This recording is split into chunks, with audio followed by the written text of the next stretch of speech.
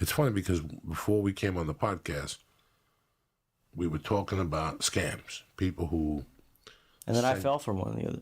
Well, I almost fell for one. People who send you shit on the computer, and we were talking about how dumb do you have to be? Are we getting dumber? You know, like what the fuck is going on, you know? Which we never really answered. We said we're going to answer it on the podcast. I don't know if we're getting dumber. I think we're putting a lot of trust in the internet.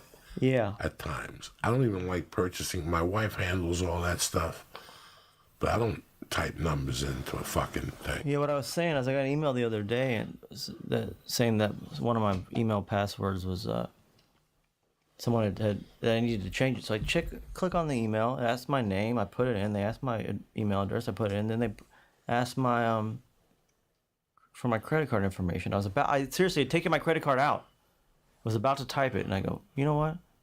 There's no email place that needs your credit card to change your email password, and I put it down. Like, you know, it's like I was that close to being that one of those fucking dumb fucks, and you know, you're never that fucking far away. Well, you have to think about it. Lee said he got the call from the IRS people. Yeah, what's that? I got that a couple of years, like the first year that I didn't have a job.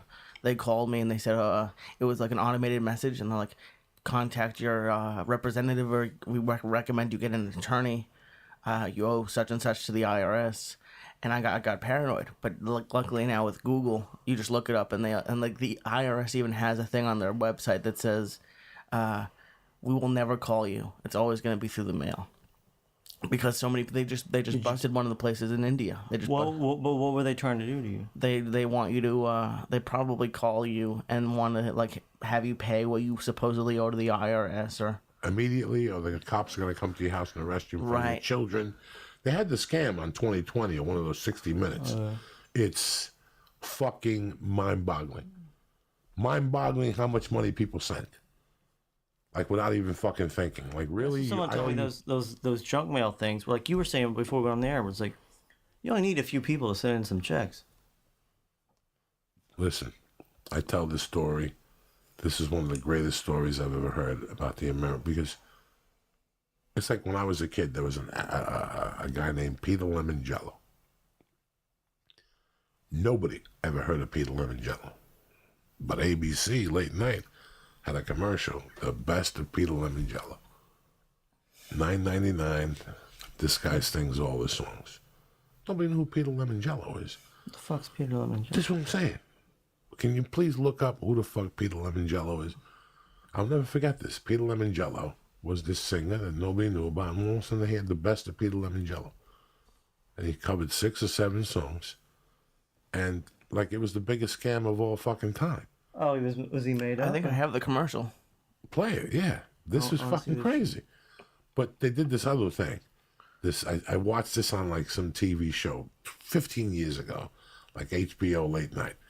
This dildo company put an ad out, and they would have, and it wasn't Playboy, it wasn't none of the high-level porno magazines. It was like a medium-level one where chicks show their assholes and shit like that. And the back page, they had this dildo that came with water and steam and smoke and no batteries. You charged it. They must have had, it was $24.95. They must have had 2,000 orders the first 3 months or something weird, and then a couple thousand after that. What this company did, they didn't even have a dildo. Didn't even have a dildo.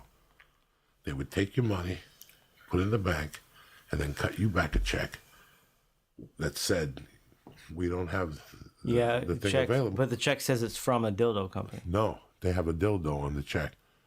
This is way before the ATM machine. You know what I'm saying? So you wouldn't go in, you're too embarrassed to check. Yeah, who's going to cash this check with a dildo? Dude, that's fucking genius. So they made fucking millions. They banged people out, and some people reported it. But this was Peter Lemonjello. Look at this.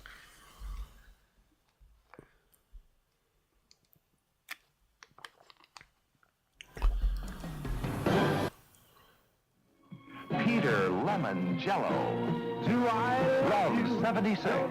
Watch for it. You are about to witness a new dimension in entertainment. Peter Lemonjello. Oh, I Holy shit. Peter Lemonjello, a mood rock experience called Love 76.